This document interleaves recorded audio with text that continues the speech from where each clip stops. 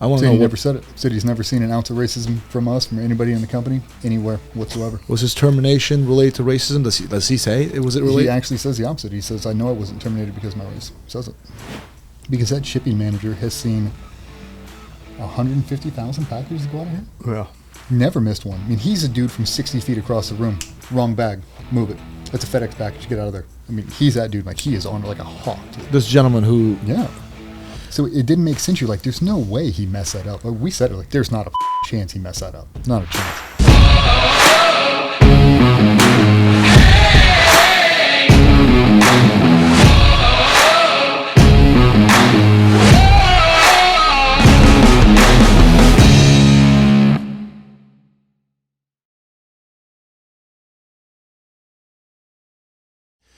And I want to ask this. I'm sure...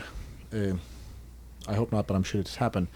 Any of your close buddies having a losing their life in combat? You guys, have you had? You guys want to talk about it? Because what I'm going to get to after that is I want to see how you guys deal with it, deal with all this stuff in your personal lives too. But yeah, if you guys want to start with the incidents first. So we were in our first platoon. One of the new guys who was with us was Nick Check. We do 2 platoons with him. He screens. He goes over to the command. Ends up going to the same squadron, the same team that I go to, 2 years later. We do our first rotation together. August 6th happens, and they need bodies to consolidate to backfill all the guys we lost in the helicopter. He's one of the guys that gets pushed forward. He goes to a different squadron, and he ends up doing a hostage rescue December 8th, 2012, and gets killed.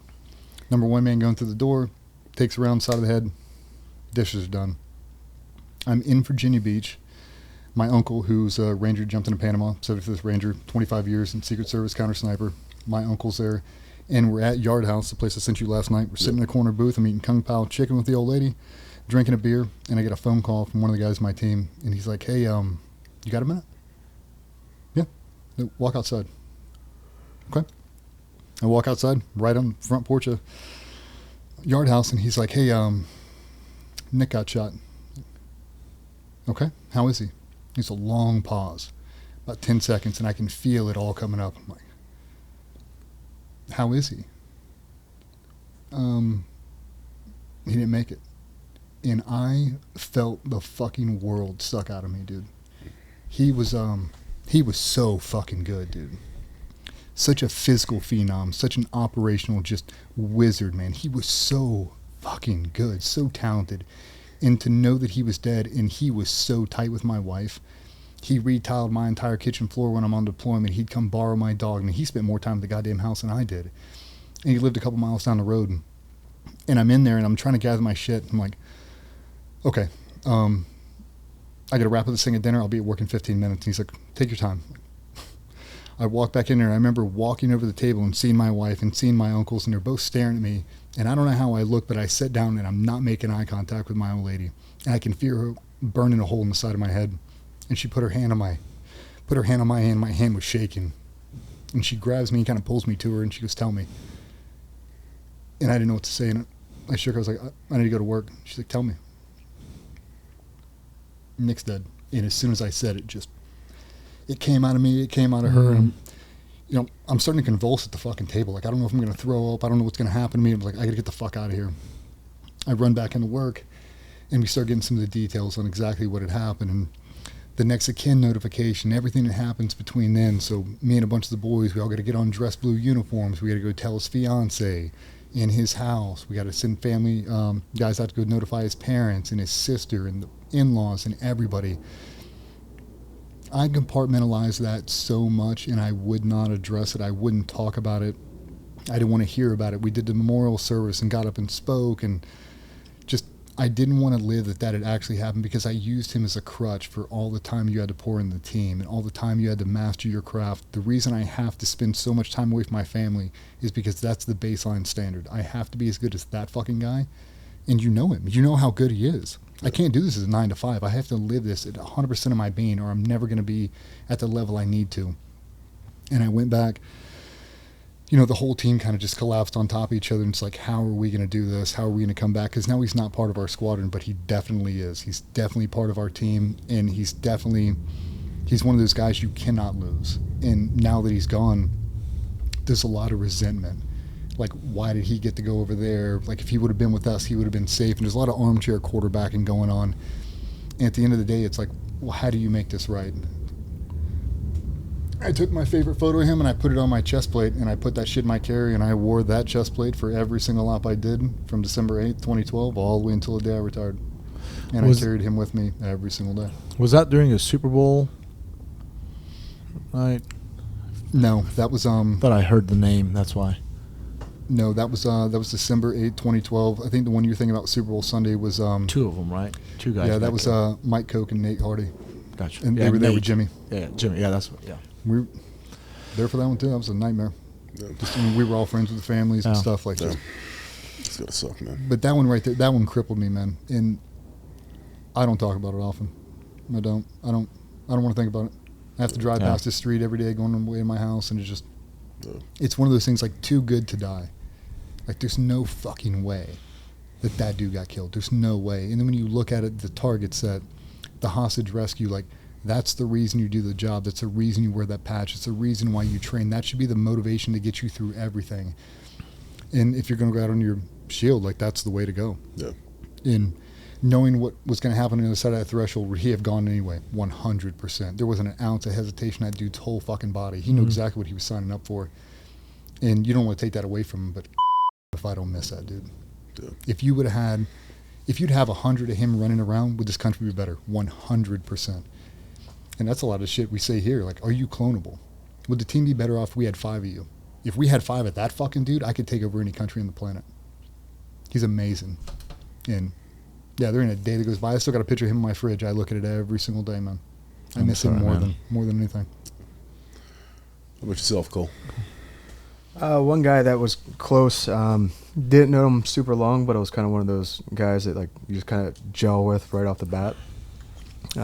Name was JT, and met him in Green Team, and it was just kind of one of those relationships that, like, we enjoyed hanging out, shared a lot of the same kind of passions outside of work, surfing a bunch, even though he was from Iowa. But yeah, we kind of started this tradition with my first deployment after Green Team. We'd always go to Maima's and grab sushi, and basically right before he would go, we'd grab sushi.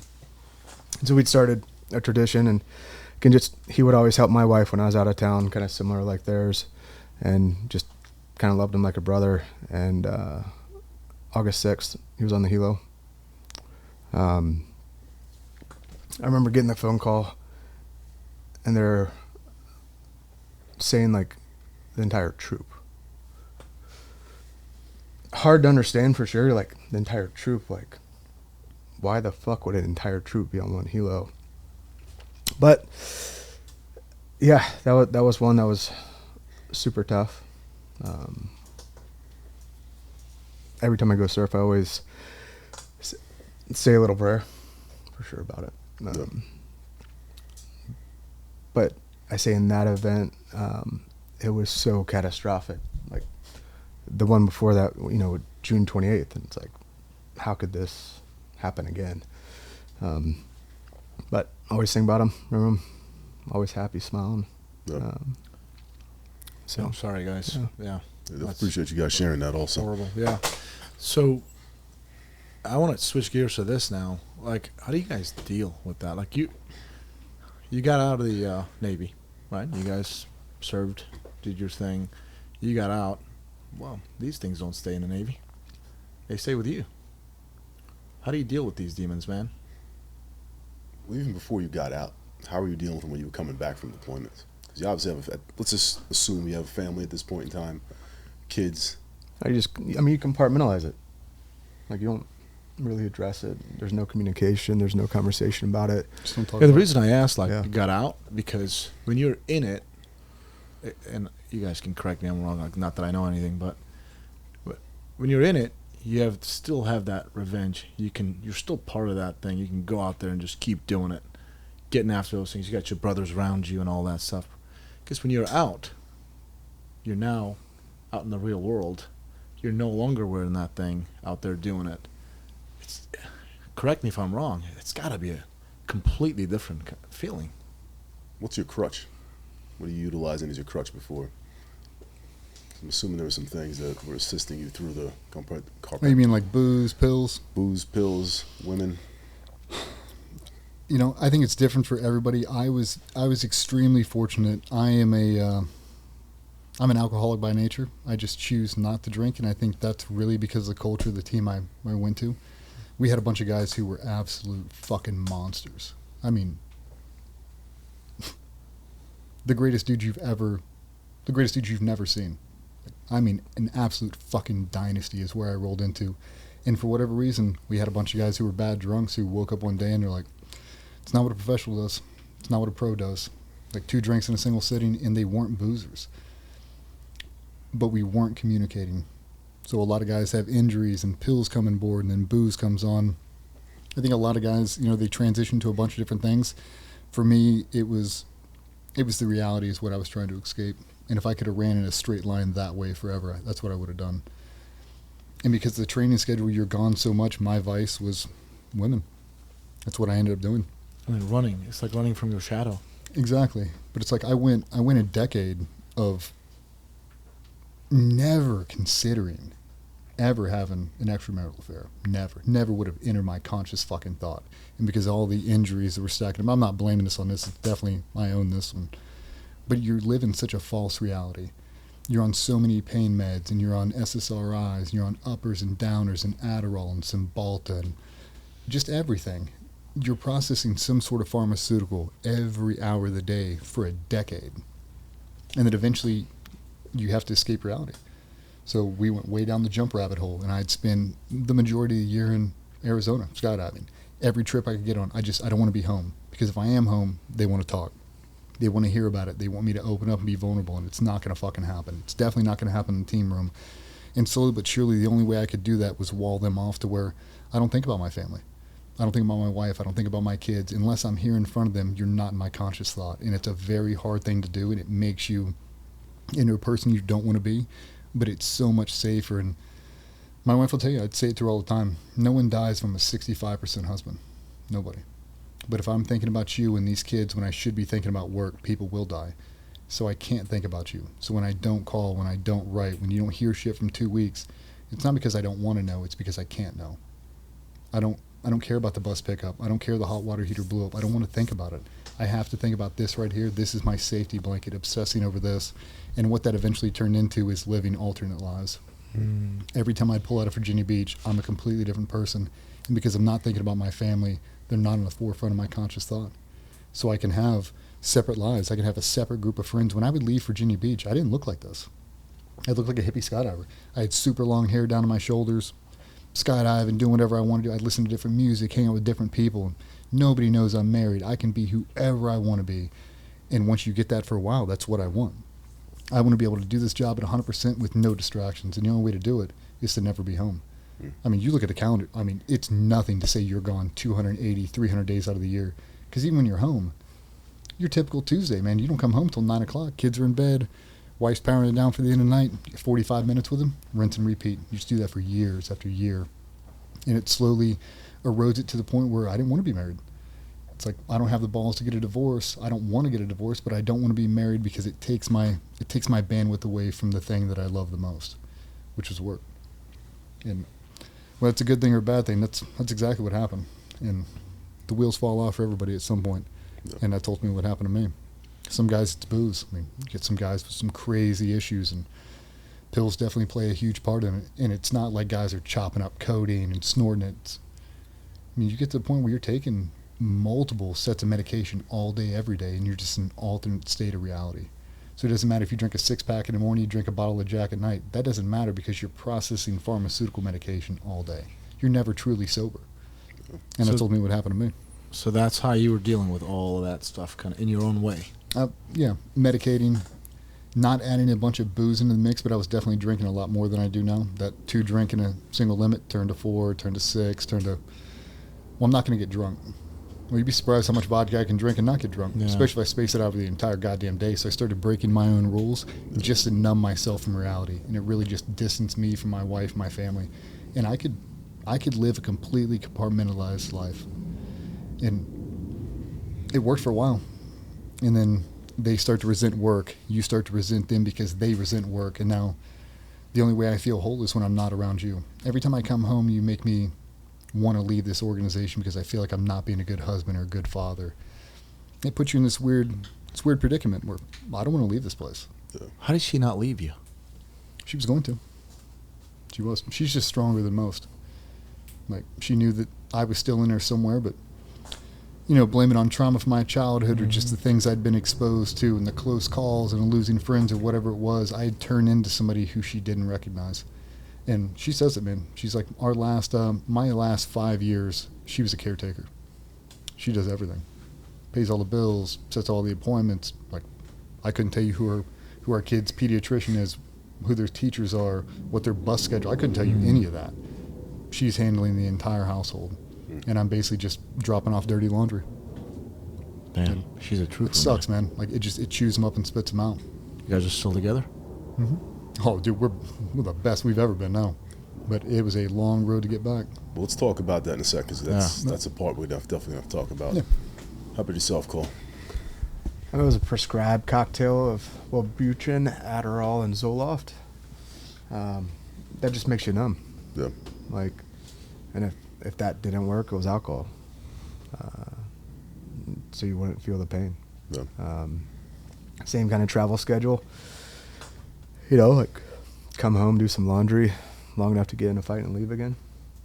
And, you know, and say some of it and like my behavior, I won't call it reckless, but it was like consistently trying to repeat that feeling of like, there's definitely a feeling that, you know, is addictive of like doing ops and coming like that close to like dying. And skydiving was a big one.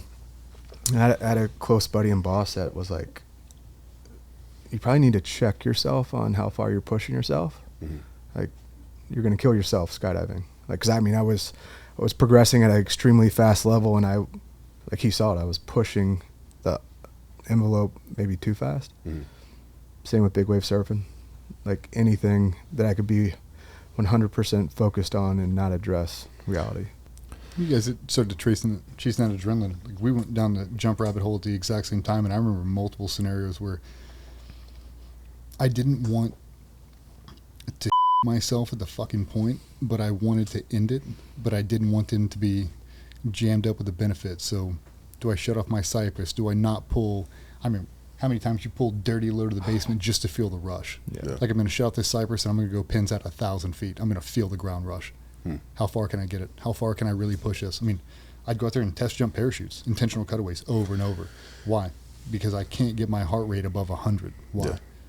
I don't know, but I'm chasing it right now. I'm chasing the dragon. We talk about this a lot. We've had this conversation in reference to chasing the dragon, adrenaline, how some people don't understand unless you've actually been on some sort of level of chase of that adrenaline. Adrenaline is a drug. It's the fucking best drug in the world. I don't give a shit there's no drug out there like adrenaline. And I tell people, it's like, even as police officers, military, whatever you do, you always look for that next big thing. Like the police, a lot of people don't understand. We perform up here. That's your baseline. Normal people's baseline is somewhere down here. Up here, you're fucking comfortable. Like right now, I guarantee our baselines are probably somewhere around here. Most people will be fucking having heart palpitations, don't know to sit still, and don't understand that. And how you get that adrenaline rush after you fucking achieve this, I mean, I think you guys understand a little bit how it is. But in the civilian world, being a cop where I came from, and obviously yourself also, I've explained this and I've sat down and talked to therapists about this myself. It's like, I never did drugs before, but when I got that drug in my system, I was like, guys, like, you're not getting it. I'm telling you, like, I'm looking for things right now that I should not be looking for, you know? And I'm sure you guys can explain that even more, but. Like, you know, just taking in context, like CQB. Yep. It's very different hitting targets over and over and over. And that's what I tell guys. Like, if you paint it real in your mind, the training rep and the real rep are the exact same. But when you know for a fact, 100%, there's a dude in that room with a gun, he's already shot through the threshold, your adrenaline goes through the Different roof. level. But your hands are like that of a fucking orthopedic surgeon. They are so steady because you're hunting humans, and there is nothing more satisfying than hunting a human that's hunting you. So Nothing. I've made that exact terminology statement to people. Yeah. People look God, at you like, That fucking is Hemingway wrong quote, with you? hunting armed men, yes, and that's the truest statement I've ever heard in my life. yes. the people, you know, and I don't want to give any names, people who do a lot of CQB training, that provide training, they've never held like any military law enforcement position. They've never been in a position where they've actually entered through a threshold where there are bad guys in there, and they're just kind of looking for them, right? But they look pretty sexy in training, you know, and they're like, hey, this is how it's done. And I see that on the internet, and I'm not going to give names. I'm not here to shit on people, and I always say that, and I'm not at any you guys' level, obviously, but I've had my fair share of a few things. It's a completely different feeling, like when you're in training, even during Sims training, right? You got bad guys in there, just training. They're going to shoot at you with Sims. Your heart rate's a little up. But when you get a call, like, yeah, a couple of guys, they just shot this guy right inside here. Go get him. It's a completely different feeling. It's like, I mean, I can speak for myself. You're scared to go in there, but you can't wait to go in there. Kind of weird feeling. That's why I'm going to go back to this thing. When I said dealing with these demons, when you're in it, you still have that adventure element. When you're out, and the reason I'm asking you this question, because I've dealt with it myself, and to this day I'm dealing with it. Sometimes I don't even know how to deal with it. So I'm basically asking you guys, because being out completely fucked me up compared to being in. Because when I was in, you know, there's certain things you're still exposed to all of that adrenaline. When you're out, I'm not anymore, and it's a weird mind fuck for me. How do you deal with it? And you guys obviously at a different level. Good. I think kind of what I realized on entrepreneurial side, Yeah. it's very much a battlefield. Like you can be just as lethal in business. You can be just as reckless. I say like every day we're sharpening our sword, and I don't mean it in an aggressive way, but like to perform at a higher level, to be better. You know, taking risk on the entrepreneurial side of I mean, as someone was trying new strategies, coming out with new products, like you're on that same breath hold. You believe in the capability and the training and what you're doing, what it stands for, what it's going to help people, but it's like, it's worth it. Like, I say it gives you that same feeling, but also it's like that reward too. But I definitely kind of recognize that. It's like there's tactics, there's contingencies, there's tactical patience, you know, immediate danger, long-term danger, strategies, how to get around it. And you just grow from it. And you get a very similar feeling, in my opinion, on it. Any other avenues, like maybe being closer to your families? Maybe you guys being even closer as friends, other buddies? I mean, I think, too, what we've really tried to create is a similar culture and environment, as challenging as it is. 'Cause, I mean, graduate high school. Yeah. Didn't know how to do business. Didn't know what the hell a daily sales rate was. What the hell an IT person is for. We figured it out. Continuously figuring it out daily. But it's that kind of resiliency, and like DJ was saying earlier,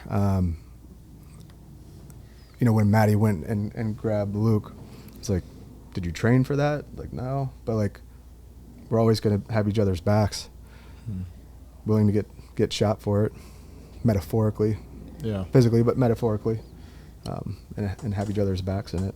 You can see that here too. Even though you guys are out, you can see you guys still have that mindset. Yeah. 100%. And like, you picked that up. our marriage isn't perfect. I'm not perfect. We continuously make mistakes, but we learn from it and we grow.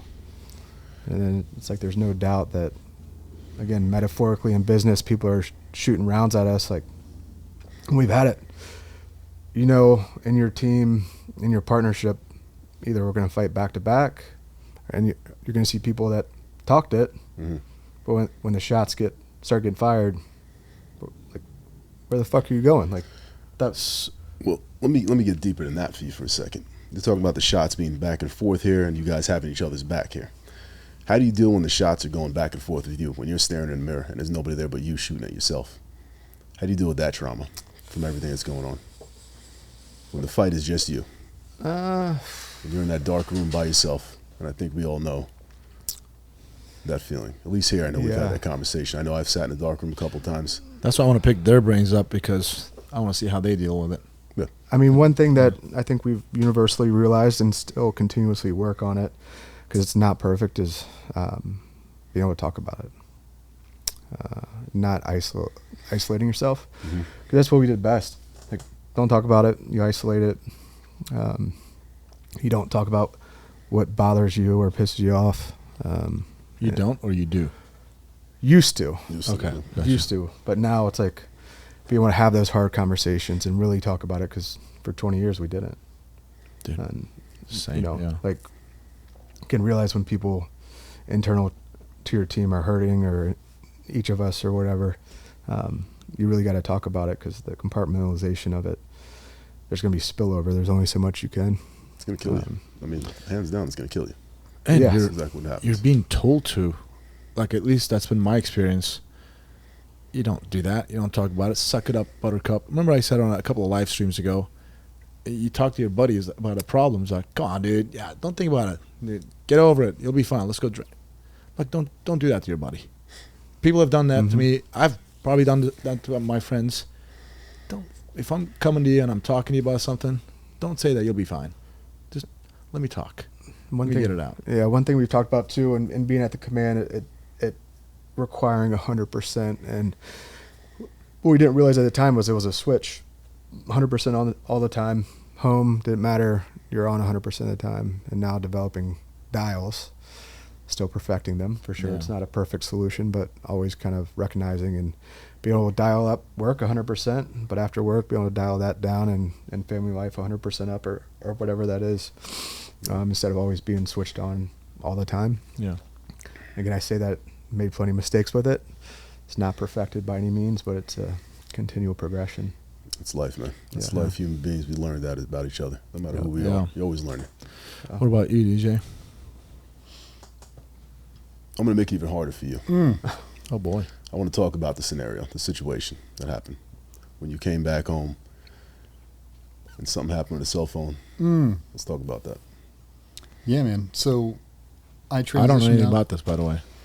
Okay, well, We're going to learn about it right now. yeah, we're talking about it right now. So when I transitioned out in August of 19, I love being in the SEAL teams more than anything on this fucking planet. I would have sacrificed my wife for it, my kids for it. Pack your shit and go. I didn't give a fuck. And I was really just lying to myself. I didn't want to lose them, but I was so afraid of losing my position at work that I was willing to sacrifice it all.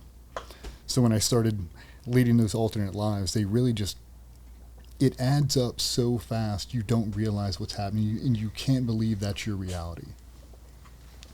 So when I got out, man, I was in a fucking dark spot, dude. And if you look at my life, my career, the transition, everything we had going on, I have everything. I've got my health, I've got my arms, got my legs, got my eyesight. I can physically do whatever I want to. I've got a beautiful wife, got healthy kids, got a thriving company, blah, blah, blah. But I wanted to fucking dude. Like, every day, all day, no matter what, if somebody would have slid a red pill over, if you take that, I would have popped that in my fucking mouth so fast. I just didn't want my wife to have to deal with that, and there was no good way to do it, and that's why you start taking unnecessary risks, because you're hoping something will happen. Maybe I'll get killed in a parachute jump, maybe I'll do this. You start threading the needle in a bunch of different avenues because you hope something will just take you. And I turned into somebody who I never wanted to be. Somebody who was just disassociating with everything that I ever knew, everything I ever loved, and now I don't have the team to fall back on. You're out of the text chain, you're out of the group chat. There's no one going to call you and tell you to suit that thing up ever again. The ride for you, my friend, is over. And I wasn't willing to have that as my reality. So I started living alternate lives, trying to catch that thrill any way I could. And I started cheating on my old lady. Went against everything I ever did, and all the guys that knew my progression, knew how much I was head over heels in love with her, and how straight and narrow I walked for her, and then how far I strayed from it. I'd look myself in the mirror and I couldn't believe who I had turned into, but I couldn't tell her. I didn't have the balls to do it. If I wanted to get a divorce, I wanted her to really leave me. I never had the balls to say it to her. I was just hoping she'd get enough strength to just leave me. And ultimately what happened is we had a buddy that used to work with me and Cole who went down to Mexico and did some psychedelic therapy, and it changed his whole life. He was on the same progression, booze, pills, and everything, just in rock bottom, man. And he came back from it and started preaching the gospel.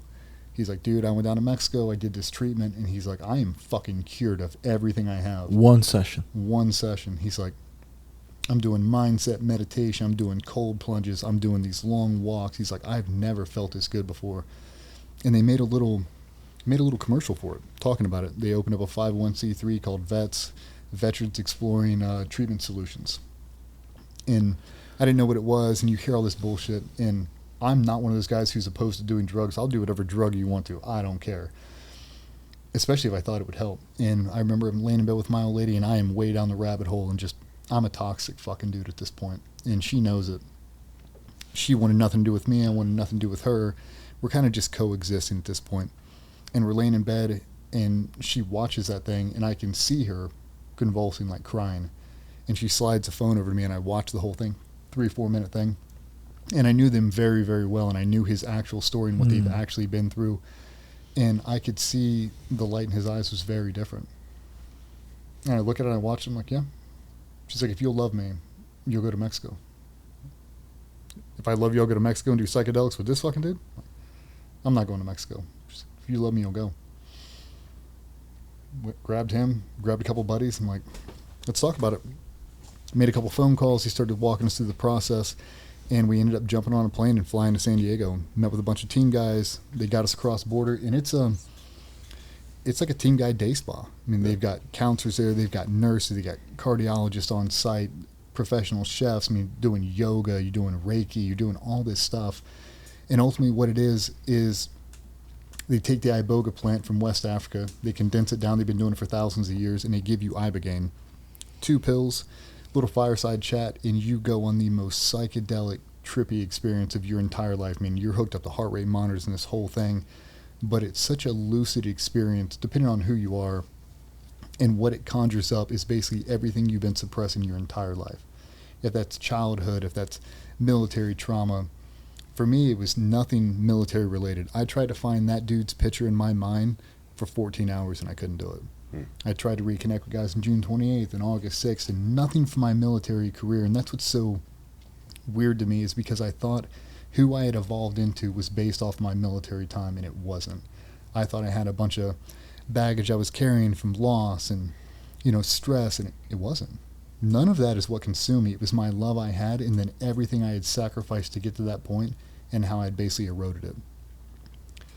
So I spent basically the first 4-6 hours reliving my childhood and everything that had tormented me my whole life, and who I had morphed myself into was to combat the things I was dealing with as a child.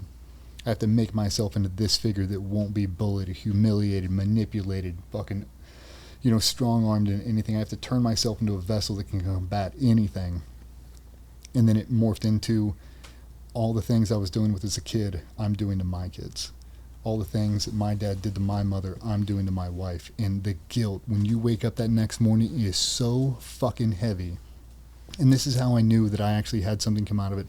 It was the first time in my entire life I was homesick. Like, if I could have snapped my fingers and teleported back, I would have done it. In the backside, I know the only way to make this right is to confess everything that I have done. All the affairs, and really give a reason. Why I ended up doing all of this shit was because I was trying to compartmentalize both of my worlds. I couldn't have you bleed over, and I didn't have the concept of dials and switches.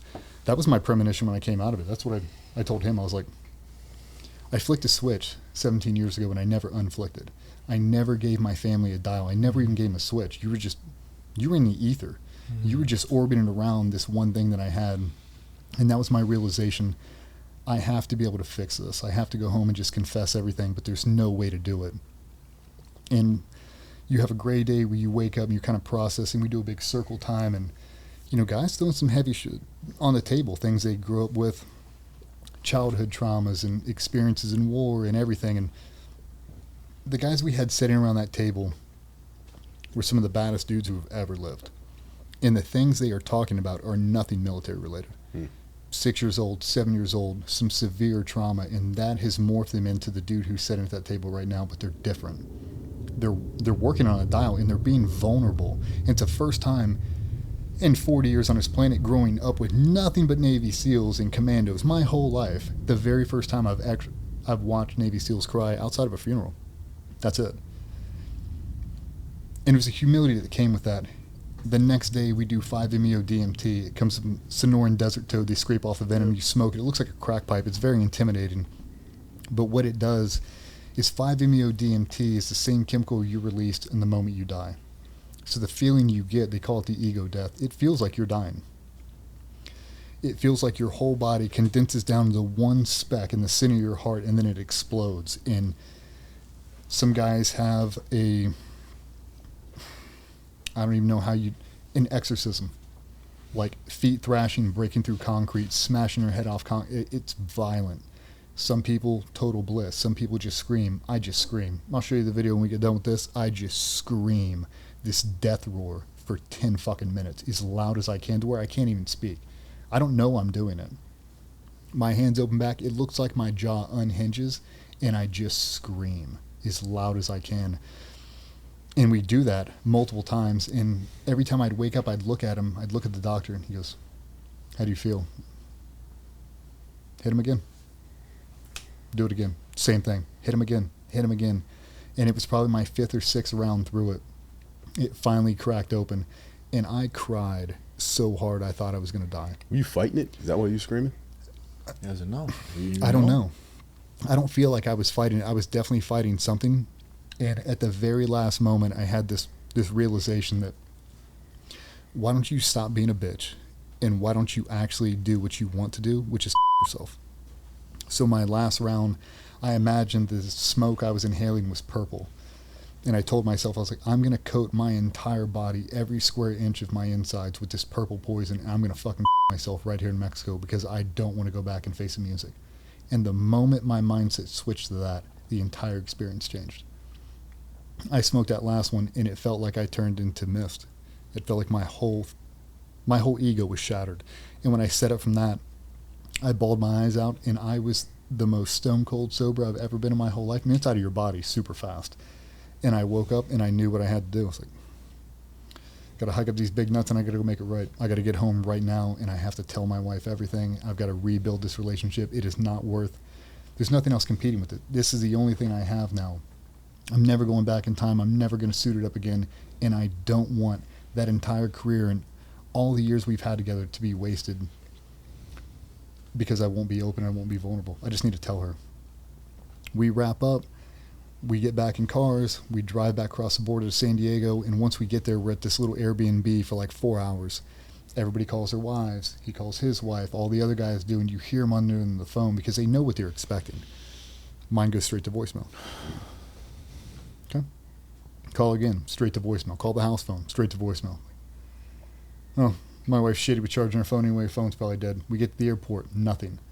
Take out of San Diego. We land in Atlanta, touchdown in Atlanta, and I get a notification on my phone. The password to your Instagram has been changed. Jesus. Ooh. And I looked at it, and I looked at the name, and it was my ghost account, the one that I was leading all these affairs on. That's the one that's been changed. And I log into my email, and she's been in it. Oh, fuck. Oh, fuck. I just went through this whole thing. I have this moment of clarity. I can fix all this right now. If I can just articulate what the fuck I've been doing, I can fix this whole thing. Now she's never going to give me the opportunity. Like, now it's all for nothing. We land at Virginia Beach. We jump in trucks. We drive back to the shop. All the wives are out front. All the dudes, Davis, all the boys. It's hugs and kisses. And I remember just being stoic at a certain point because I knew the ride was over for me. But I was so clear-minded, and I was so aware of everything I had ever done. I didn't want to accept reality, and I walked upstairs, and I opened my office door, and there were Home Depot boxes stacked floor to ceiling. T-shirts, jeans, shorts, tank tops, everything I owned was in those boxes. And they were just printouts of all these text messages, all these DMs, and all this shit I had been doing for the last 4 years. And I didn't know what to do. And I don't know if you remember, man, I felt like I was pretty calm. I masked it pretty well. And I was like, okay, everybody's with their families. Everything's good. So you were telling Cole everything? He knew what was going on? I mean, he knew. The wives knew. They just weren't telling me that they knew everything. She had uncovered this the moment I went in for Ibogaine. They take your phones away. So there was 5 days of just blackout coverage. She went through everything, already called the divorce attorney, already had everything filed, everything's done, my life's over. And I walked into my office and grabbed a Glock 19 and shoved it in the holster and drove my ass out, jumped in my truck, and I drove to Sandbridge, right at the back gate of the command, and put my car in reverse and backed up. And I was just contemplating on how I could be sober and have the balls to myself, because I didn't want to face reality. I didn't have the intestinal fortitude to sit down and tell her, because now she knows. She's definitely not going to see me now. It's over. So now I've had this profound experience. My life has changed, and I feel like I can right all these wrongs, but I'll never have the opportunity. And I'm probably 2 minutes away from, I was just going to put it in park and walk into the ocean, waste deep water, and on the head. Just be done with it. And that's exactly what I was going to do. In the moment I put that fucker in park and got ready to crack my door, she called me. She'd been tracking my phone, still had share my iPhone location, and she knew exactly where I was going, and she knew exactly what I was going to do, and she had coordinated with a bunch of the boys, follow him out there. I think this is going to be bad. I don't know what he's going to do. Just follow him out there. And she called, and I looked at it, and I was so close to not accepting it and blocking her number, and for whatever reason I didn't, and I answered it. And I could hear on the voice, I could hear on the phone, she said, "Where are you going?" And I said, "Patsy, I don't know. I don't know what I'm going to fucking do." And she said, fuck. She said, "I need to see you." And I said, "I'm not in the position you need to see me right now." She's like, "I don't care. I'm coming to you right now. I'll be there in 5 minutes." I said, "Okay." And I dropped the tailgate and I jumped on the back of the truck and I just waited. She pulls up and parks and gets out, and she's walking over to me, and it was the longest 25 feet of my whole life, man. Every step she took, I could just feel my heart just breaking, because I knew it was going to happen. I was not going to be able to back out of this thing. I was going to have to confess everything, even though she already knew it. She walked over. I'm sitting just like this, and she walked right in between my legs and opened my legs up, and I had my sunglasses on. I had my head down. She lifted my chin up and pulled my glasses off, and she bawled her fucking eyes out. The look in my eyes was so much different than the look she'd seen for the last 5 years, and everything I had morphed into was completely undone, and she saw it. And we basically had the best heart-to-heart. We were on the back of that truck for 2 hours, dude. And she's like, "Tell me everything." And just unfiltered, and that was probably the first time in my whole life I had that vulnerability where I could scale it up and scale it down, and I just cranked that fucker to 10, and I told her everything.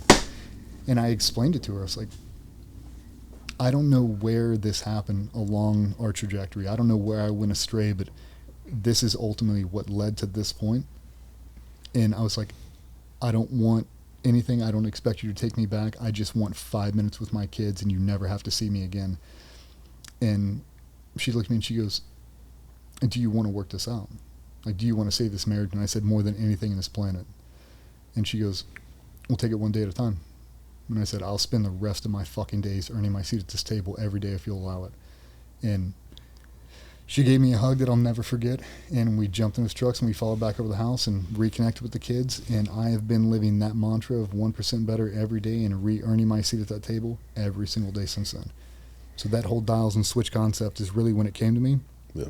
And that's why I have this whole morning routine. You guys did it today with the cold plunge, with the fitness, 20-minute walks, the protein shakes, to live in a positive mindset, even in the face of sheer fucking chaos. Mm-hmm. And then every day I pull out of here at 5 o'clock, I completely change my radio station. I'm not listening to death metal or anything else. I put on some easy Chris Stapleton. I put on something nice and calm, and then I prep myself for what I'm about to go to. I'm not thinking about work. I put my shit on Do Not Disturb at 6 p.m. Don't call me, don't text me. I'm giving my family 100% of my time. And it's not always the best, but I'm making a conscious effort, and they always see it now because I tell them.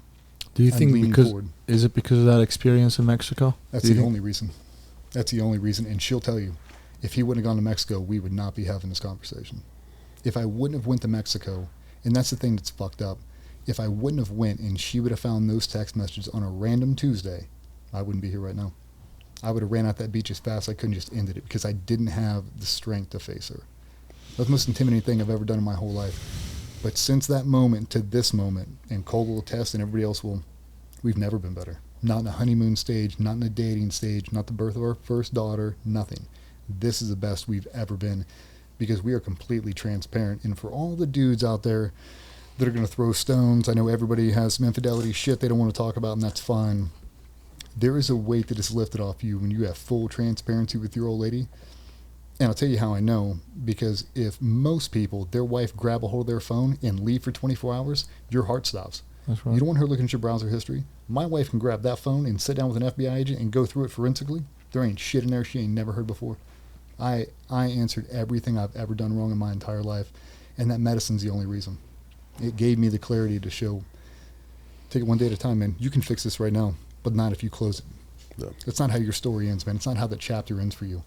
And that's what I tell guys now. I came back and I was like, I'm going to jump on the nearest rooftop and shout. I'm going to tell everybody, this medicine will fucking save you, man. It will. It's the greatest thing I've ever done for myself.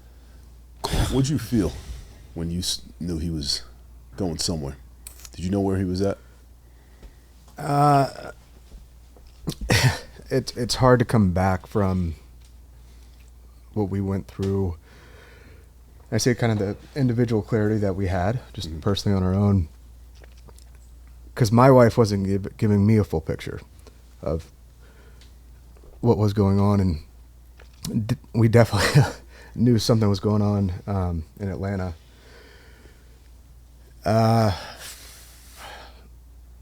When we got back here, I remember my wife was like, "Where's DJ?" And I was like, "I guess upstairs." And like, I still didn't really know. Mm-hmm.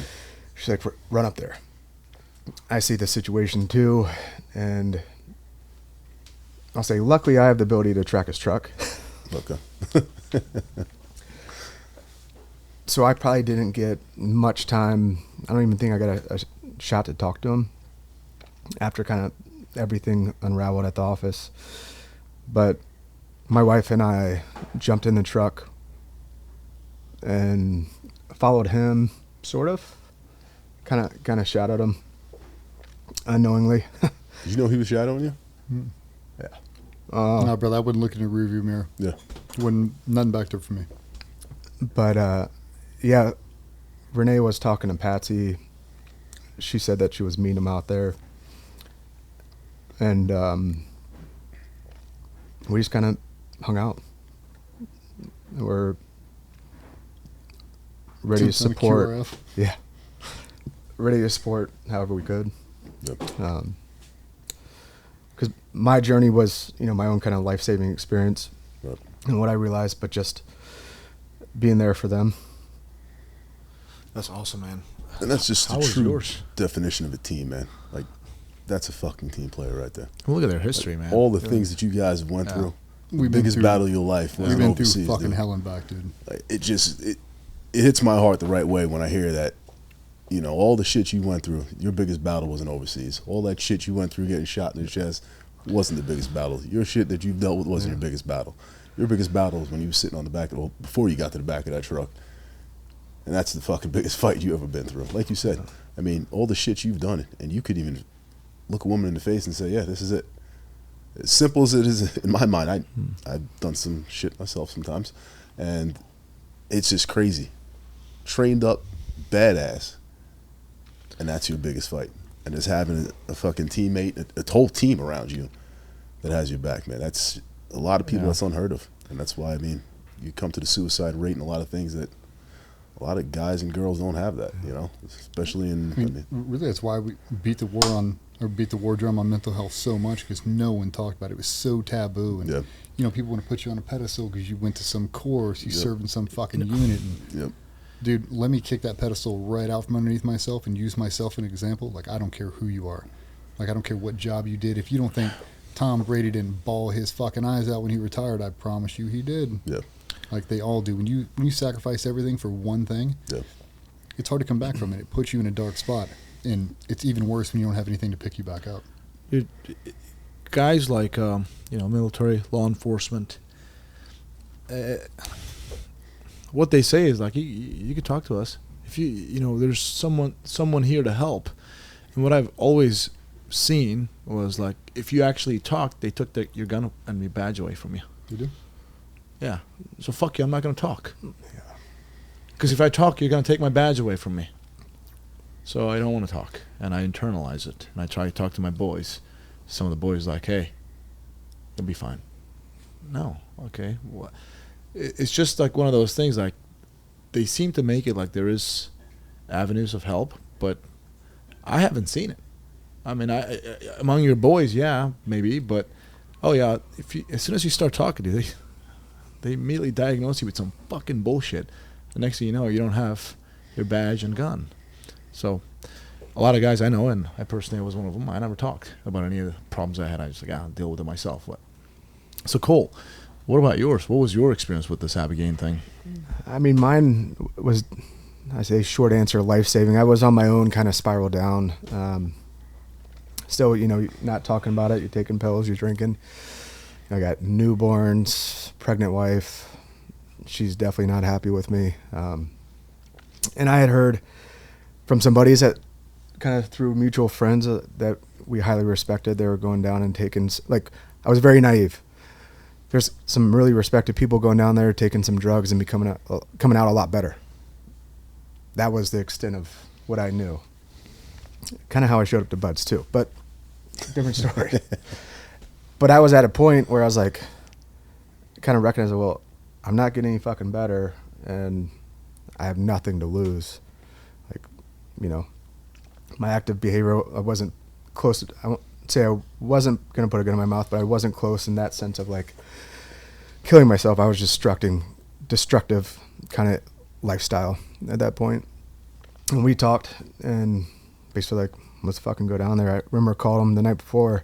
Of course, they had this saying, they're like, everything's going to try and stop you from going. I called them, I was like, I can't find my passport. It's in the safe. I opened the safe, it's not in the safe. Well, good thing is you can cross that border, no problems. Yeah. Well, no idea. He's like, fuck it. He's like, we'll figure it out. I was like, okay. We can get in, we just can't get out of Mexico. Yeah, I was like, worst case, we'll figure it out. Yeah. And, but yeah, got on a plane, went down there. You know, you kind of set your intentions. I was like, I don't know, I just want to be better. Like, whatever the hell that means. And had a good, close swim buddy that was holding space for us. So it was a very comfortable environment, very medically administered based off your weight. You do EKGs, very spiritual. And, you know, my mindset at that point was very closed off. And just, I'd say dying inside some. But the entire experience, the Ibogaine, and what I saw, you know, it surprisingly went back to little kid shit. Understanding the definition of trauma, really for the first time, like what you picture of trauma of like getting shot or punched, like sure physically that hurts, but like trauma, like it's something that you can't understand, you can't make reason out of. And you know, that helped me a lot. Going through the Ibogaine, you know, it's a 10-12 hour process and it varies on the individual.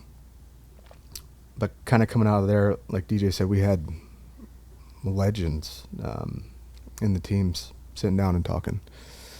And it was a barrier and wall that was broken down because naturally we put up walls. Definitely don't want to talk about it, don't want to address it. But naturally there were just these walls that were broken down, and you know, say a bunch of badass dudes sitting there crying. The 5-MeO DMT was a challenging ride for me. Super aggressive, like DJ was saying, guys smashing their heads. Just violent ride. And what did you see? Saw a lot. But it all went back to like little kid.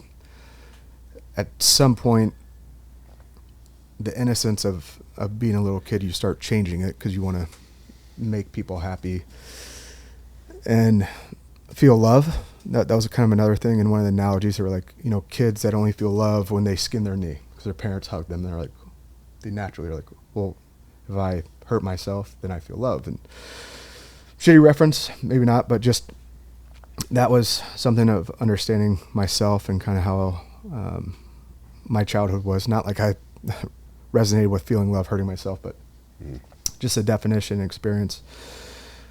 And the 5-MeO DMT definitely, like, it's a ego killer, and it allows you to kind of go back to some of the innocence. Light's more vibrant. The air smells better, even though it's in Mexico. And it really just lifts a weight off your shoulders that you've been carrying since you were little. Like, you don't know it. I mean, it went so well. We both, long story short, came back and told our wives, you guys need to go. Yeah. But yeah, it was eye-opening. And, you know, I had some similar fears of, is my wife going to love me? I've been pretty shitty. She's put up with a lot. Said some pretty terrible stuff. And just being open and vulnerable for the first time was eye-opening. And, like, we came out of it closer. You know, even our communication pre that was very different than what it is now. You know, we'd not naturally throw balls and just not be open and talk about it. But did it carry away? Like, you know, when you're under the influence, or the same day or maybe the next day, some residual effects, maybe you felt that way, but years later or maybe months later, whatever, did it still carry the same feelings over? Yes, but it's more eye-opening, and you realize why you are the way you are, why the way you were.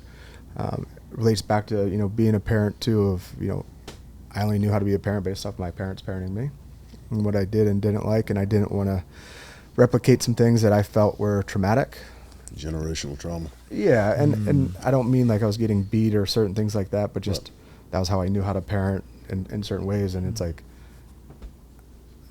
having that kind of flashback of being a little kid and kind of having that fear from my parents. I was like, I never want my kids to feel that way. I never want my wife to feel that way, or friends, in that matter. So it definitely helped me understand who I was and why I was the way I was, and what I wanted to change and be better. So what does it come down to? Is it the relationships with people? That's the most important thing, would you guys say? What is it like, you know, in this materialistic world, and people are always chasing more money, that car, chase after that chick or that guy, whatever. What is really the core of, like, what's the purpose of life, you think? Let me pivot it. I'll answer that question for both of you, because when I ask the question straight up. Go ahead. I think the pivot to this is the purpose of what we have here is our next generation. Can we agree to that? Mm-hmm. And what we're raising here. So I think the answer to that question, what'll go both back to you guys, is the generation that we've created. You both are married, both have kids, correct? Mm-hmm. You put up a post the other day. I told you I love that post. I've got a daughter. I've got 2 kids. I know Kaya. We're talking about you having kids at some point in time, man. Hopefully soon. Someday. I don't know. A new wife. Yeah. Tell me about that post and what it said, because that resonated with me. I've got a 16-year-old daughter. And I remember when she was that small, and yes, I could do hair too, and I'll put hair in ponytails, and I can do a braid. Fuck you guys if you want to talk about it. But that hit a heartstring in my heart, you know. And to see, when people on the outside see somebody like you, bearded, big dude, there's no way he's got that heartstring to do stuff like that. To me, that resonates so hard that I'm like, dude, you gotta understand something. The biggest, softest motherfuckers in the world, especially when it comes to kids, are people who look like you guys. Tattooed up, fucking killed many people, but when it comes to your kids, there's something totally different there. And even when I talked to you the other day, I said, we're going out to eat, and what'd you tell me? Got homework going on, I got my kids. And we talked about it when I was out. When my kids call on the phone, I don't give a shit what we're doing. Yeah. Hard stop, I'm dealing with them right now. And then we'll get back to you later. That's my priority. So tell me about that. It's 1,000 switches, man. I think the title of that was probably Little Things. Mm-hmm. I sacrificed so many of those little opportunities to build that connection because I was so focused on work and because I was running on a switch and not a dial.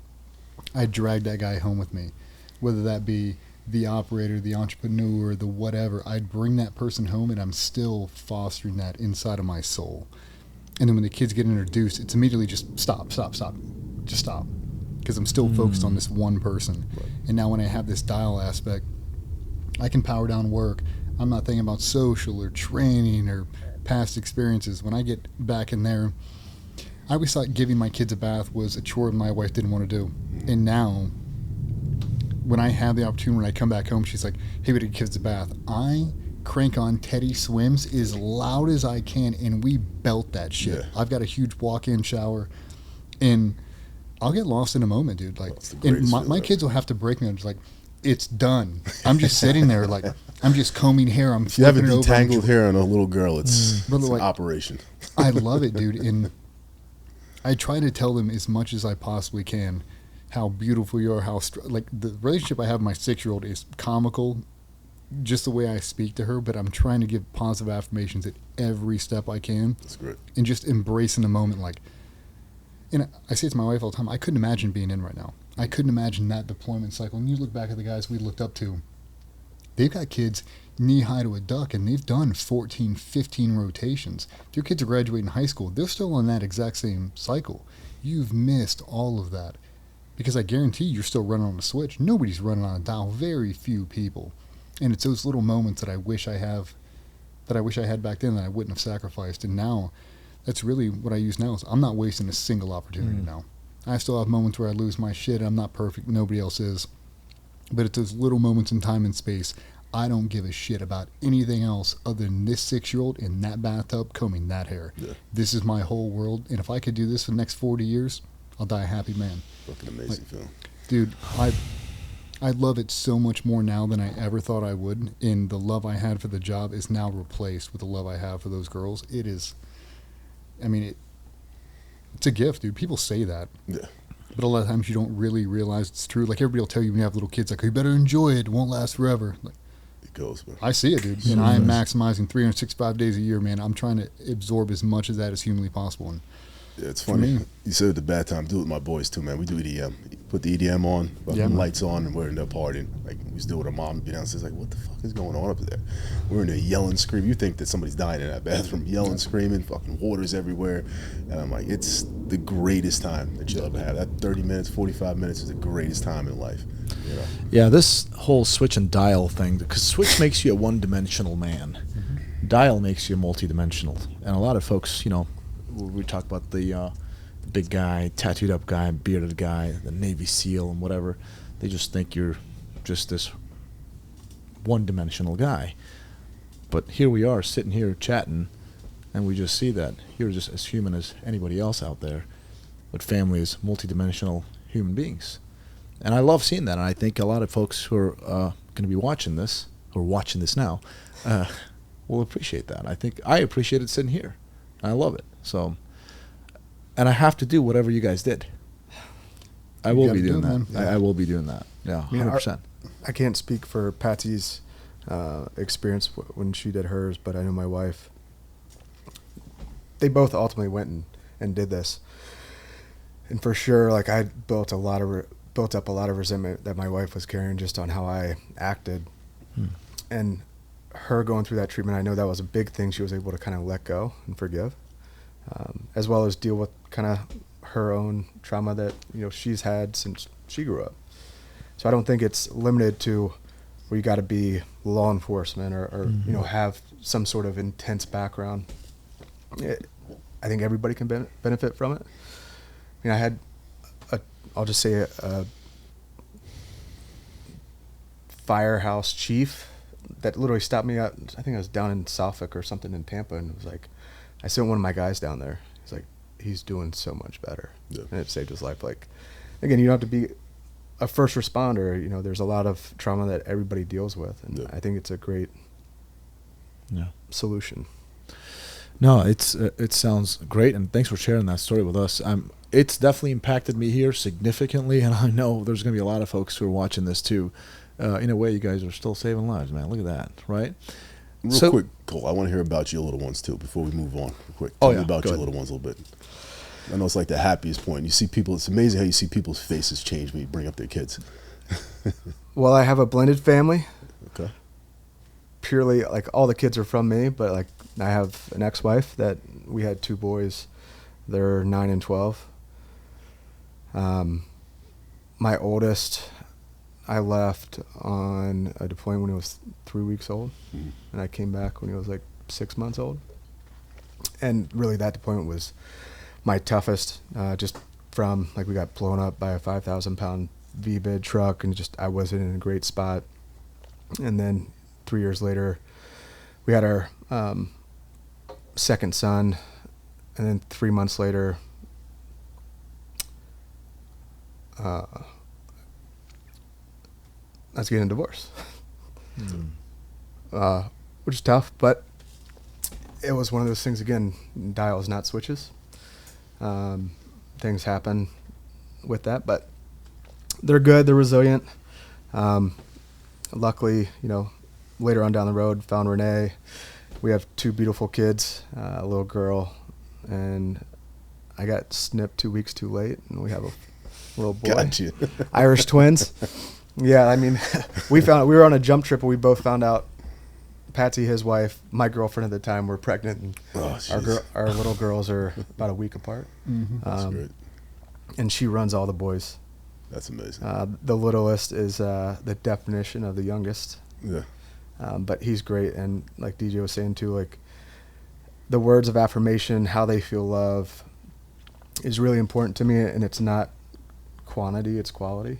It's those little moments in time, and I really try and make sure that all 4 get their individual time of quality, and really get to have those experiences that they will look back when they were little and remember.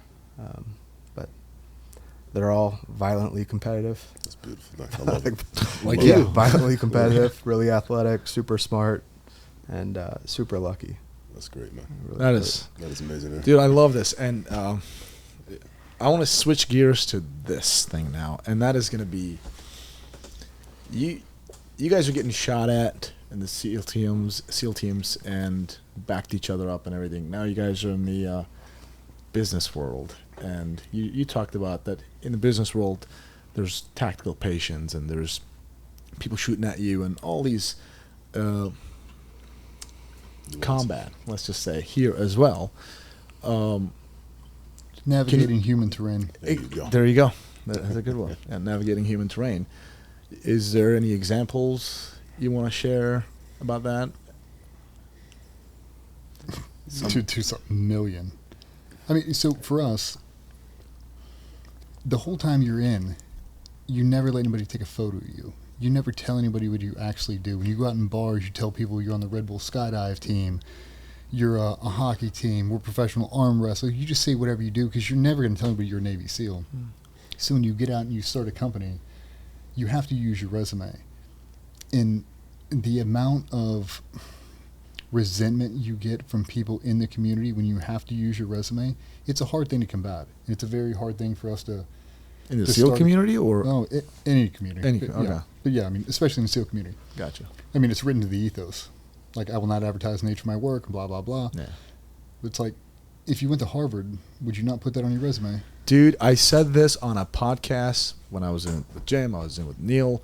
I was like, guys, there's a fine line. I don't care who says it. I don't care if the top guy in Navy SEALs, and I wasn't never one, but I think I have common sense. There's a fine line. If you've earned that, you've been and done your thing, now you got to put some food on the food on your table. You're going to talk about, if you're an MIT graduate, how do people introduce an MIT graduate? Hey, Professor so-and-so from MIT biomechanics, whatever, right? Well, why can't I just say DJ Shipley, former whatever, right? I think that is completely acceptable, and it's anybody who says no, it's not, I wholeheartedly disagree with it. Now, there's an element of bragging. I can understand that part. But if you're talking about your resume, like if Aaron sits here and he's like, hey, this is what I did for a living. I was a SWAT guy and did this and that, whatever, and now I'm doing this. I think that's completely acceptable. So I know what you're going to say about it, because other SEALs that I've met, they've said the same things. I was like, they're very humble guys. They were not bragging at all, but they're so scared to say. Mm-hmm. I was like, I don't agree with that. I think if you're not bragging, I think you should be able to say. It's a very fine line, Yeah. and we try to do it with grace and humility more than anything else. Like, you won't ever hear us chest pound, and we don't talk about deployment numbers or how many ops. None of that matters. We're drawing from experience to try to make the next generation better than we were. Yeah. And if we can do that through humility and storytelling and shared experiences to give you a really good picture of what it looks like on all ends, not just work, but family side too, and giving them dials and not switches. And you save a lot of different people, man. Yeah. And the amount of people that, I mean, dude, if we could have captured every single DM and heartfelt message, or every SWAT team guy who's called with a pistol in his lap in a squad car and you've talked him off the ledge, like, not saying you're changing the world, but you're definitely changing a lot of fucking lives just by doing this. And for a lot of it, it makes it worth it. But it's a very hard thing to do when the internet is vast and it's undefeated. So for me and him, it's a very hard thing to do for spending a whole career, your whole life being a quiet professional, not ever talking about it, and then no one ever really talking shit to you. Then when you open up the world of social media, you'll hear and you'll see things, and people will say things they'd never say to you in reality. Or they contradict something you're putting out that you know is correct, that is gospel and has saved your life, and they erode that, and now people are confused. When you look at this person, and it's happened multiple times, we screenshot and we look at him like, this dude is calling me a fucking idiot, and he's going to graduate high school in 7 years. Like, the fact that your mother allows you to have a computer to write that infuriates me. And people don't know friend from foe. Like, it's so vast, and there's so much disinformation and bullshit on the internet. It's so hard to sift through. And we try to just give it a realistic approach, a human approach. That's what we call it, navigating human terrain. Yeah. And that's why I don't identify myself as a retired Navy SEAL. If you look at my signature block, if there ain't shit in it that says anything, it says knowledge transfer specialist. I like that is what I am. I like that. I'm a knowledge transfer specialist, dude. Because you didn't get everything from the SEAL teams. Hell no. You have, you're much more than that. We were talking about multi-dimensional, right? Yeah, dude. So my career gives me 25-30% of my overall experience. Yeah. There's a saying that, I don't know if it's just with age or kind of going through the process that we have, but it's like your circle shrinks. There's people that, will kind of fall out of your circle, and like the true, genuine people are super stoked on your success and super supportive of it. And then there's everybody else that's like just waiting for that blood in the water to just hope you fail, hope you fall. And kind of in the social media world, it's like any little story, true, untrue, it is a full-on attack that we're learning, but not used to, especially the disinformation that'll come out. And, starting this company, like, we really did bet our lives on it. And we are fighting for our lives on it. And about 40 other families at this point. And it's like, we are growing and we are becoming better, but everything we do is not reckless. Right. It's calculated. And I mean, you bring up a good point, because I think on social media, people look at the company and they think it's me and Cole and some dude with an iPhone. You've been here. Yeah. There's a whole lot more behind the scenes that's going on There's here. there's a lot of shit moving and shaking around here. And, brother, I didn't graduate high school. Like, I graduated at 17. Like, I didn't graduate the full diploma. Like, I've never done this professionally. The only thing I know how to do is stay true to our core values and true to our beliefs. Like, trying to make it better, man. And could we jump on the hate train and just, like you were talking about, the people with no experience that are putting out this bullshit training rhetoric, could we hold their head underwater? For sure. I've never seen a pro do that. Yeah. I've never seen Tom Brady talk shit on some backup quarterback. I've never seen that. I've only seen the best people reach down and try to elevate people, and that's exactly what we try to do.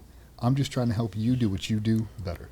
And if I can do that by 1%, my mission set is done, brother. Yeah. I only do this because I like to do it. It shows your foundation, man. It shows the foundation not only of yourselves, but this company that you guys have created here with GBRS. And to the point that you just made, Cole, you say that you've got your circle, people that'll hug your hand, shake you in that circle, but then you have sharks that are circling around waiting for the blood. With a company like yours that is not only become extremely successful, but is becoming more successful with a lot of things we've spoken about that you guys have in play and things that are coming about now.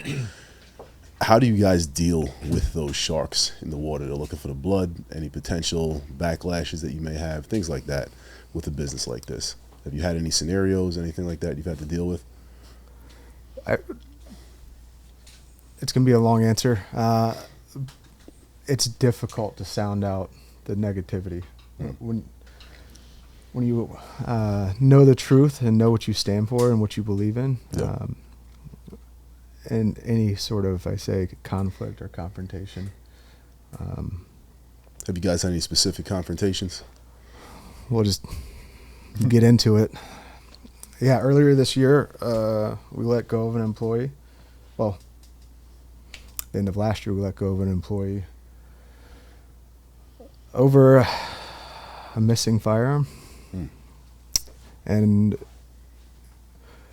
I'll say we never knew what crisis PR was. Like you said, you learned. Yeah. Until we were in the middle of it.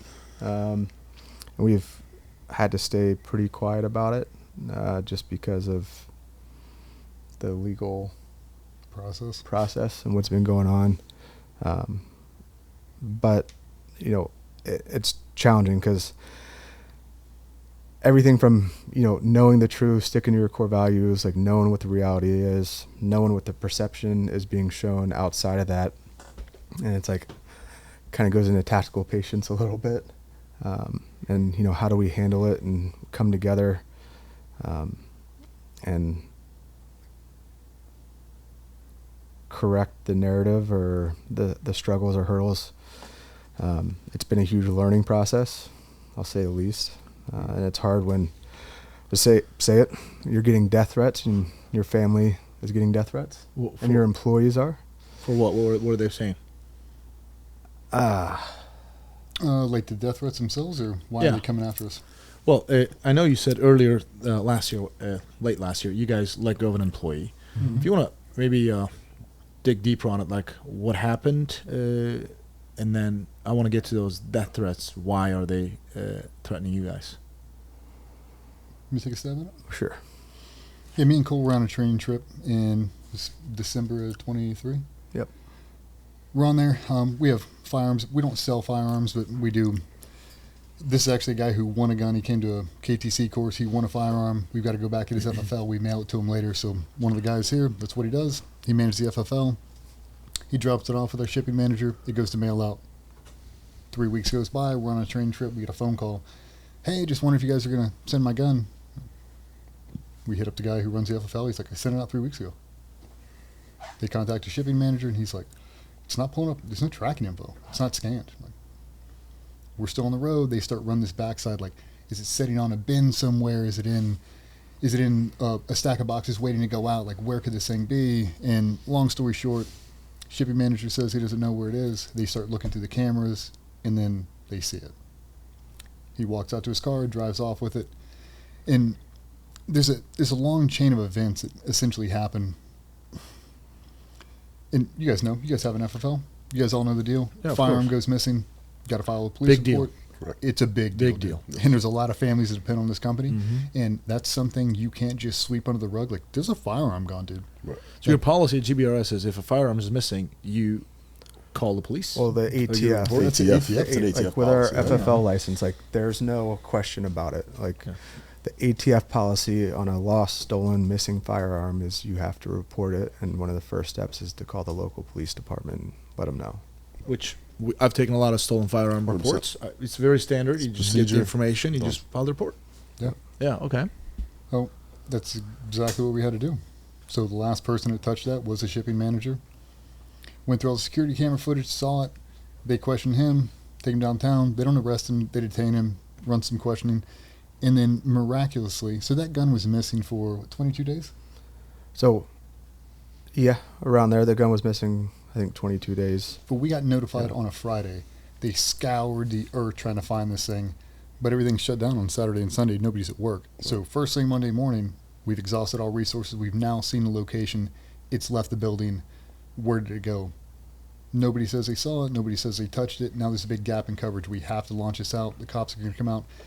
And essentially what they're going to do is ask all the employees, has anybody seen this thing? Does we know where it could have gone? Does it get put on the wrong truck? Like, what happened to this? And during the questioning, they talk to the shipping manager, whose responsibility it is, and they take him downtown. They're doing the questioning, and that gun shows back up here. Before the police got involved, you at the company, you realized there was a gun missing. 3 weeks, something like that, because the guy said... Yeah, I mean, we basically got notified, so we didn't know the gun was missing. Yeah. Basically, on the guidelines, that clock starts ticking once you know. So Once you know, exactly. we thought it had gone to it, but when that person called us that, hey, it hasn't been received at the FFL, we went through all those processes. It was like, that was when the clock started ticking of like, hey, like, we need to scour the earth, make sure like it hasn't been misplaced, you know, whatever so you guys it is. asked everybody at the office, all the employees, checked everything. Everybody's like, including the shipping manager, I don't know anything about it. Yeah. Then you guys call the police. Okay. Yep. And All we called them to notify them and like just follow the procedure. Right. Yeah, didn't call it on a person, just, hey, this is us, we got a missing firearm, you guys come down, take a statement, blah, blah, blah. Ops is handling all that. Me and Cole aren't even involved in that. They show up here, they take him down, we're looking at all the camera footage, I'm like, what in the fuck is happening? And we're down there having a meeting, like, where could this thing have gone? And a short time later, a UPS driver backs up and hands us that box. We start doing our homework, we start looking at security camera footage, we're doing all this. Nobody is still saying they've seen this gun, this box. Nobody has any idea. And what ended up happening was just negligence. That gun was taken out of here with a UPS label on it and dropped off at a FedEx. Not scanned, didn't wait for a receipt, stood on the counter and walked out of the building. If you would have waited for a scan, they would have scanned it, you're at the wrong place, and given it back to them. UPS label on a box. Yep. That's a firearm inside a box. That's taken by the shipping manager to a FedEx location. Yep. Was there an explanation made by the shipping manager on why FedEx location? Well, That's kind of weird.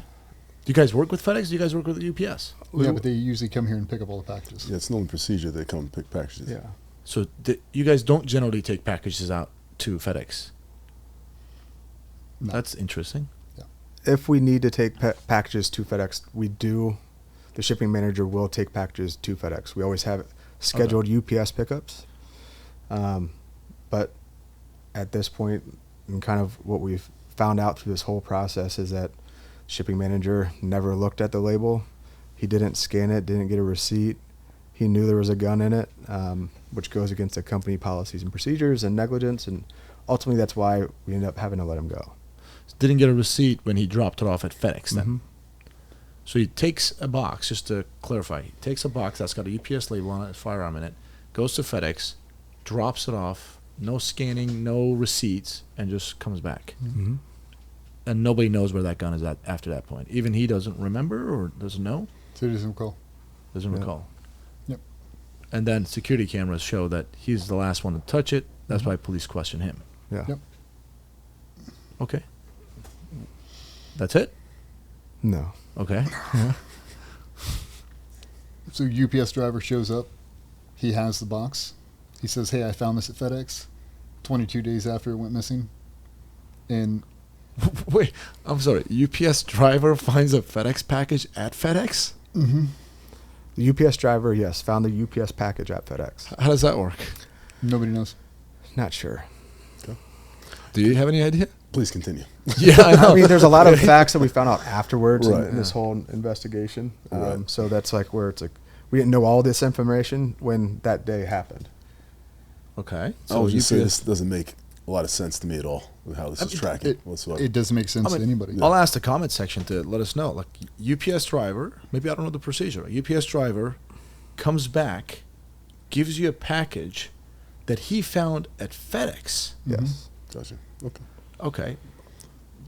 What do you guys say after that? You guys grab the package. We walk inside and we cut that fucker open because we don't. The box is pristine. It's uncirculated. The tape is brand new. The corners are completely square. It has not been touched by a human. It's brand new. I mean, you've seen a package that's been in circulation. This ain't been in This is circulation. 3 weeks later. We grab a knife. We cut that bad boy open. There's a little receiver. The very first thing we did was pick up the phone call and call the police department. The gun just returned, let his ass go. And when we initially talked to the cops, you know, that's one thing that wasn't released in any of the videos is we pleaded with them. Like, let us go in there and talk to this guy real quick. And they're like, absolutely not. Got a concealed carry. You're not going back in there. Like, we'll go talk to him.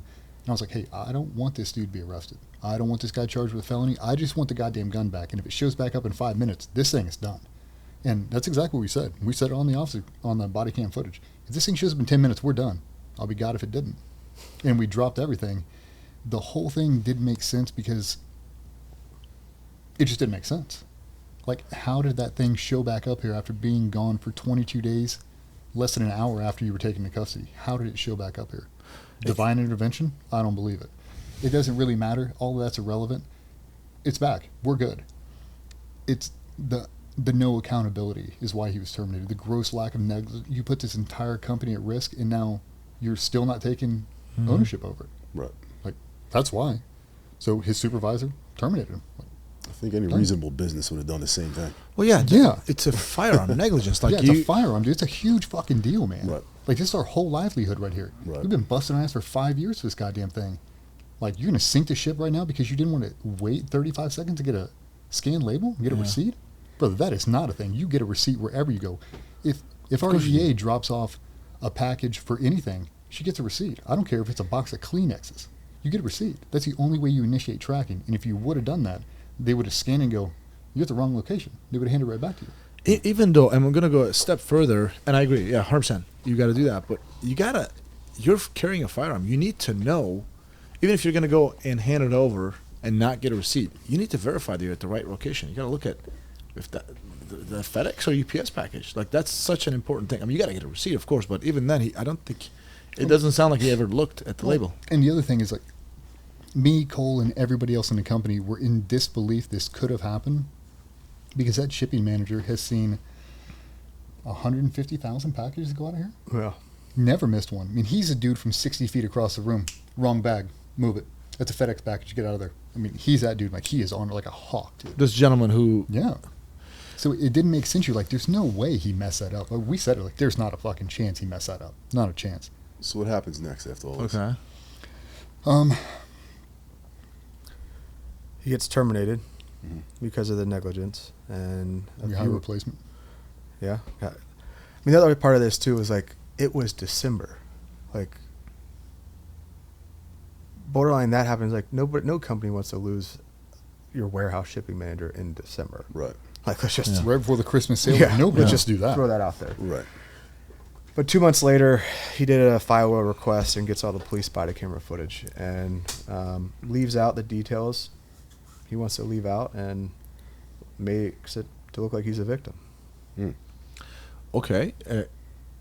What comes out of it? So did he sue you guys? Nope. No, we had to file arbitration and legal action. So we initiated it. And is that still going? It's still ongoing. And we're sitting here like almost at the end of August 2024. This has been like 8+ months now, and you guys haven't said anything about this? The legal process takes so long. Yeah, and we didn't realize how long it would actually take. We thought this would be over and done with in a matter of days. Yeah.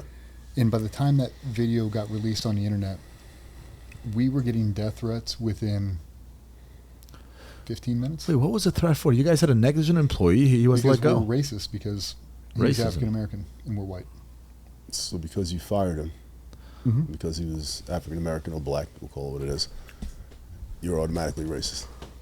Yeah. In public perception, for sure. And what they Did- left out is multiple black. You've been here. You walked around. Multiple black employees. Right. Who's the Left that out. supervisor? A black female. I met a supervisor. You did. Yeah. Right. Like Okay. she's one terminated, She's- and he left that out because it scripts the narrative. And if you would have said that, like, well, my replacement's black, people that work in my division are black, my supervisor's black, she actually terminated me, but that doesn't fit the narrative, so What- you have to blame it on us. You guys are doing arbitration. So you guys do you have a statement from him at all from this whole incident? Did he ever give statements? Yeah, we have full deposition. Okay. Is there any racist allegations? Is he making any racism allegation? Nope. What is he saying about the whole racism thing then? I want to So know he what never said it. Said he's never seen an ounce of racism from us, from anybody in the company, anywhere whatsoever. was his termination related to racism. Does he say it was it He related? actually says the opposite. He says, "I know I wasn't terminated because of my race." Says it. So basically, people on the internet, just because he's black and you guys are a bunch of white, tattooed up, bearded guys, you're automatically assumed to be racist. That's Yeah. why. Mm-hmm. This is, this is so Society's- reckless. You want to talk Yes. about recklessness? That's the recklessness of the internet right there. Well, I mean, like, and there's so many things that transpired, but you know, you talk about GoFundMe? No. Yeah, let's throw that out there. So he raised $70,000 on his GoFundMe to seek injustice and reparations and to help out with his legal fees. Really? He's still yet to have a lawyer. Ooh, so he In the deposition, pocketed the money? when asked about it, he said, "I only tried to raise $10,000 and I raised 70, so 60,000 of that is for my personal expenses." That's not how that works in reality. No, that sucks. So $60,000 worth of Uber drives back and forth to the PD. Is that like what is that? Spend it on whatever you wanted to spend it on. You I know, guess.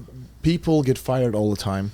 You have Yeah. negligence or other, whatever reasons are. They get black people get fired all the time. White people get fired all the time. This is just it happens, right? In this very case, we have a firearm that's missing, and the last person to handle that firearm is that gentleman. And you guys look at the security cameras and see all the trails of him just taking it, dropping it off with no receipt to a completely wrong location. Complete and utter negligence right there. Okay, he screwed up. Happens. And he pays the consequences. He gets let go from his job.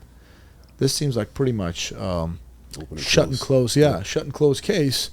Yet he goes out there and says, I'm terminated wrongfully? We thought it was done. This happened in December, and never contacted us, never reached back out, never asked for a meeting, never made a phone call, cold reached out, everybody Never got a reached- response. Never got a response. Uh-uh. Completely ghosted us until third week of February. Yeah. That video launched out. It's actually his birthday. He's out of country, Mm. and we're That sitting was my back here. 40th birthday. 40th birthday?